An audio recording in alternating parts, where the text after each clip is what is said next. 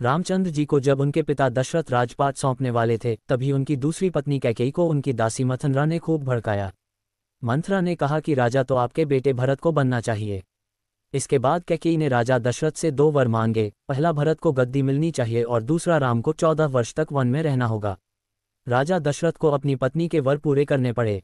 जब रामचंद्र जी वनवास के लिए अयोध्या से निकले, तब लक्ष्मण जी ने भी उनके साथ जाने की इच्छा जाहिर की।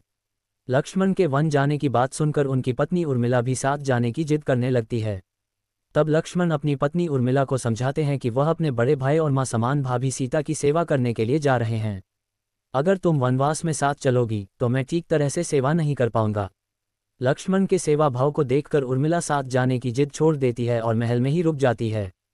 वन में पहुंचकर लक्ष्मण भगवान राम और सीता के लिए एक कुटिया बनाते हैं। जब राम और सीता कुटिया में विश्राम करते थे, तब लक्ष्मण बाहर पहरेदारी करते थे। वनवास के पहले दिन जब लक्ष्मण पहरेदारी कर रहे थे, तब उनके सामने निद्रा देवी प्रकट हुईं। लक्ष्मण ने निद्रा देवी से वरदान मांगा कि वह 14 साल तक निद्रा मुक्त रहना चाहते हैं। निद्रा देवी ने कहा कि तुम्हारे हिस्से की नींद किसी और को लेनी होगी। लक्ष्मण कहते हैं कि उनके हिस्से की नींद उनकी पत्नी को दे दें। इस कारण लक्ष्मण 14 साल तक नहीं सोए और उनकी पत्नी उर्मिला लगातार 14 वर्ष तक सोती रही। 14 वर्ष बाद जब भगवान राम और माता सीता के साथ जब लक्ष्मण अयोध्या वापस आए, तब नींद की अवस्था में रामचंद्र जी के राजतिलक समारोह में उर्मिला भी उपस्थित थी। ये देख लक्ष्मण को हंसी आती है। जब लक्ष्मण से हंसी की वजह पूछी गई, तो उन्होंने निद्रा देवी के वरदान के बारे में सब कुछ बताया। लक्ष्मण ने कहा कि जब मैं उबासी लूंगा तब उर्मिला की नींद खुलेगी। लक्ष्मण जी की इस बात को सुनकर सभा में मौजूद सभी हंस पड़े।